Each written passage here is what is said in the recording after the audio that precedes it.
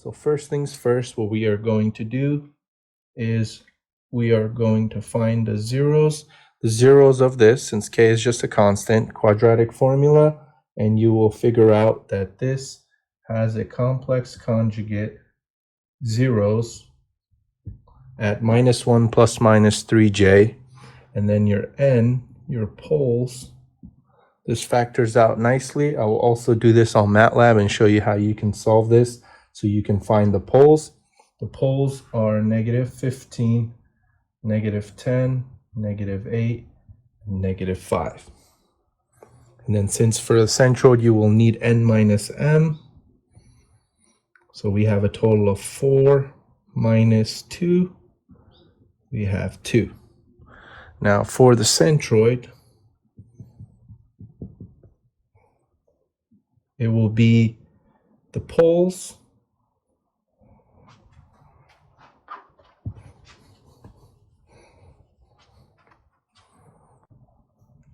Now for the centroid, it will be the sum of the poles. So -15, -10, -8, -5, minus the sum of the zeros. For the zeros, since the imaginary parts are plus and minus, they will cancel out. So you only need to write the real parts. And that divided by n minus m, which we have here as a 2.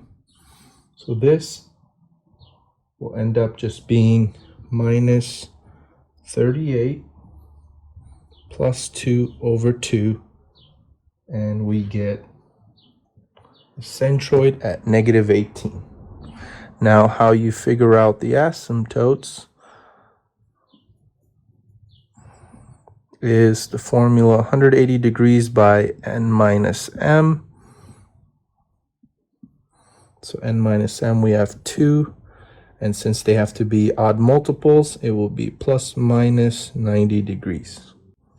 Next thing we do is figure out where the root locus can lie.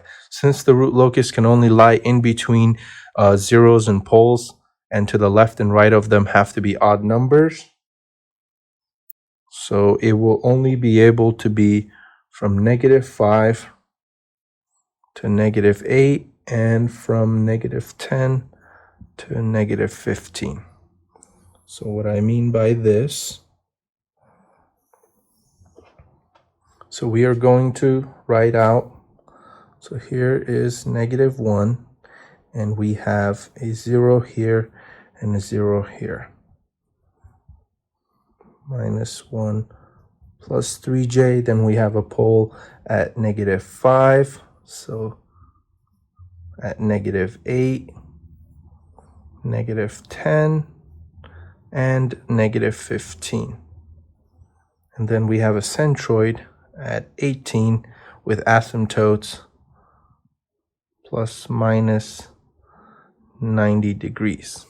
So if you look from in between -5 and -8, in the middle, you have a total of 1, 2, 3 poles on the left, and you have 1, 2, 3 poles and zeros on the right. So there can be a root locus there. And also here, because in the middle of this, you have only 1 pole on the left, and you have 1, 2, 3, 4, 5 poles and zeros on the right, and there can be a root locus there. So those are the only 2 locations, and I have marked that over there. So the next thing we're going to solve for are break-in, breakout points. And the formula for that is the numerator derivative, the denominator minus the denominator derivative of the numerator, and that has to equal to 0. So we write out our numerator, which is s squared plus 2s plus 10.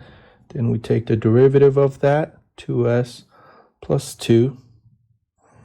Then we take our denominator. So I'm just going to mark this with a D. So that's our denominator.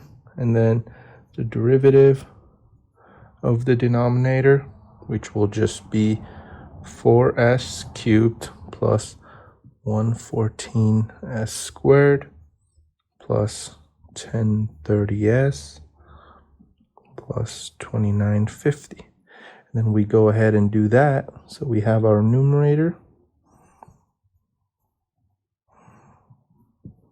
times the derivative of the denominator. So minus denominator, which is that, multiplied by the derivative of the numerator, which is 2s plus 2. So you go ahead and do all this. I'll show you how to do this in MATLAB as well. It makes it a lot easier for big numbers like this. You get 2s to the 5th plus 44s to the 4th plus 192s cubed minus 780 minus 1700s plus 70. So you can go ahead and solve for this polynomial and find the roots. So I do this in MATLAB and I find roots as minus 13, minus 8.9347, minus 5.8896, and then we have complex conjugates, 2.9140 plus minus 2.0727J. And these right here, they cannot be break-in, breakout points because they're not on the real axis.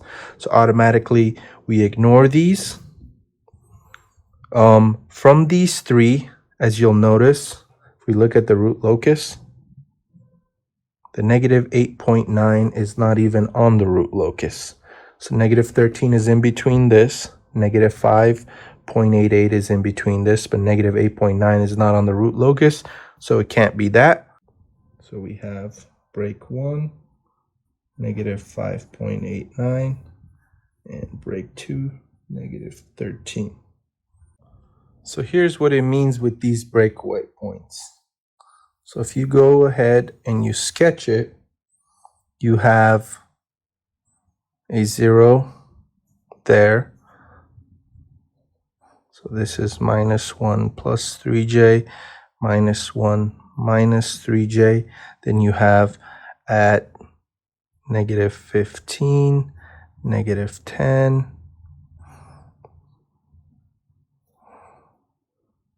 negative 8, and negative 5.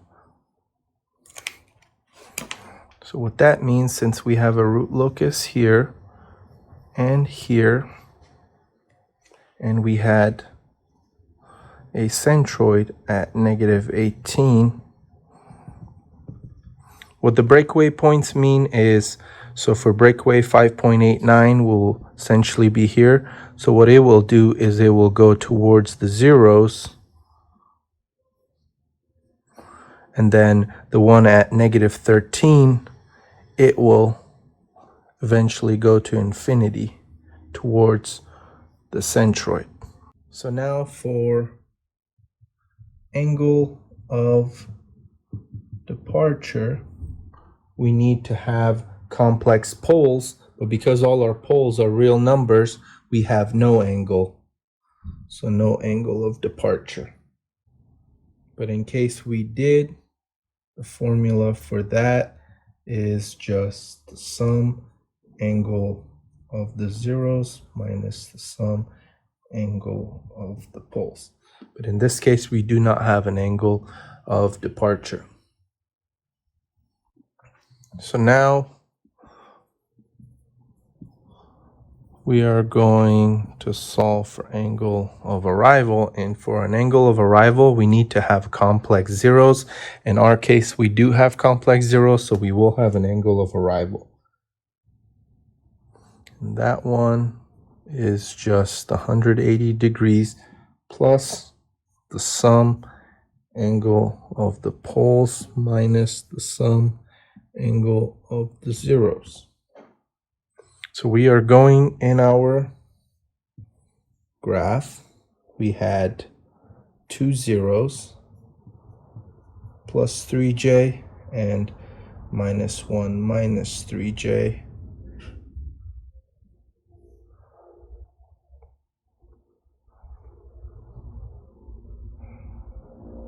So what we are going to do is we are going to choose a 0, and we are going to calculate the angles with respect to this reference 0. So first we need to find the sum of angle of the poles. So how we figure that is angle from our reference.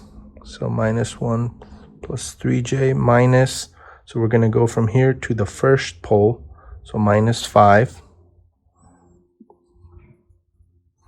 And that is just minus 5 plus 5. It is 4 plus 3j. So we are going to go math complex 4.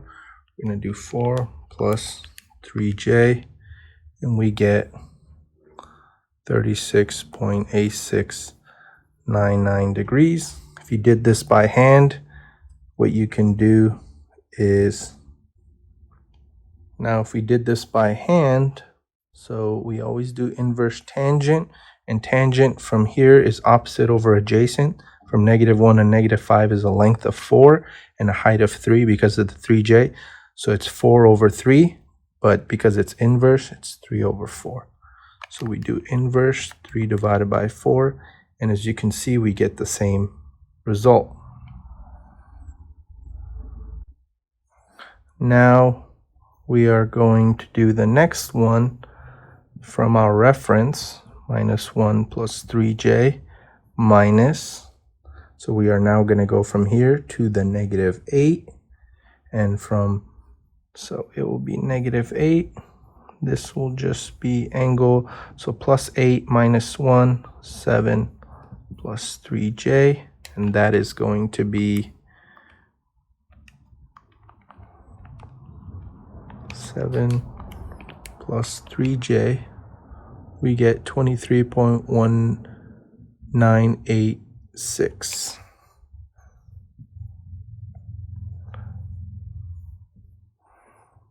And if we did this by hand, it would just be from here to here, from -1 to -8. It is a length of 7. The height remains the same, 3. So since it's inverse tangent, it will be 3 over 7. And if we do 3 divided by 7, we get the same result. So now we are going to do pole 3, which will be the angle from our reference, minus 3j minus. So now we are going to go to the -10. So plus 10 minus 1, 9 plus 3j. And we go ahead and do 9 plus 3j, and we get 18.4349. And if we did this by inverse tangent, be opposite over adjacent, so we have -1 to -10 is 9, a length of 9 over 3, so it would be 3 over 9. We get the same result. Now we are going to do our last one, -1 plus from our reference 0 minus to the -15.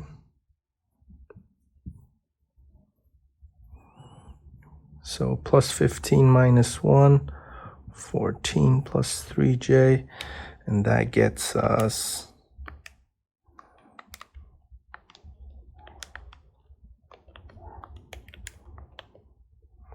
we get an angle of 12.0948.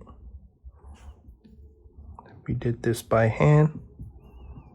It is inverse tangent from -1 to -15 is height of 3. So 3 over 14, which, as expected, gets us the same result. Now that we have all 4 angles for the poles, we need to find the angle of the zero. So angle of the zero will just be the angle from the reference minus to the other zero, which is 3j. You don't really have to solve this. You already know this is 90 degrees because it's directly below. But if you wanted to do this, it would just be the angle. So minus 1 plus 1 is 0, plus 3j plus 3j plus 6j. So 6j will give you the 90 degrees. So now we have what it takes to find the angle of arrival. So the sum of the poles, we add all these up, and it gets us 90.5982 minus 90 degrees. So if you subtract this from this, add it to the 180, you get angle of arrival of 180.5982 degrees. Because the root locuses lie on the left half plane, we know that this system is stable for all k greater than 0. So first things first, you want to make sure that you download the control system toolbox before we go ahead and do the root locus on MATLAB. So the first thing we're going to do is type in an array. So for the numerator, the coefficients are 1, 2, and 10. Now for the denominator, the coefficients are 1, 38, 515, 2950, and 6000. Now we just take the derivatives of those, which is fairly simple. For the numerator, it's just going to be 2s plus 2. So the coefficients are 2 and 2. And then for the denominator, when we take the derivative of that, it will just be, their coefficients will be 4, 114, 1030, and 2950. So now what we are going to do is convolve based on the formula that I wrote down. So it is the numerator times the derivative of the denominator, and this will give you their coefficients. And now we do the same thing for the denominator derivative of the numerator, and now we just subtract these two. As you can see, they have the same matrix size, so they are to the same power. So we just directly subtract them, or you can just write out the same command again and just subtract one another.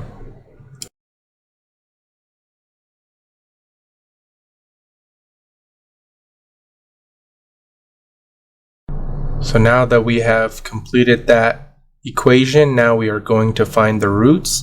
And to find the roots, you're just going to put the resulting answer's coefficients, and this will give you the root for that equation. As you can see that the complex conjugates aren't on the real axis, so they cannot be break-in points. We can see that the -8 number is not even on the root locus, so we just toss that out. So from this, we calculate that the -5 number is a breakaway point and the -13 number is a breakaway point. So now you're going to write the transfer function, just assign it a letter, write it in the format from the numerator. So the coefficients are 1, 2, and 10, and then the denominators 138, 515, 2950, and 6000. Once you see that it is correct as you have it, then you're going to type in R locus and then the letter you assigned it, and you get your R locus graph.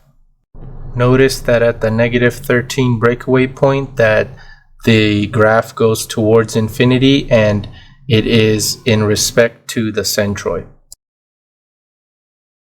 You'll notice the other breakaway point that we found it to be in the -5 on the real axis is going towards the two complex zeros, and as you can see, it's very narrow, and it is the angle of arrival, which we calculated to be roughly 180 degrees. To solve for the zeros and poles, you just type in 0 and your transfer function, and it will give you the two complex zeros. And you type in pole and your transfer function, and it will give you your 4 real poles.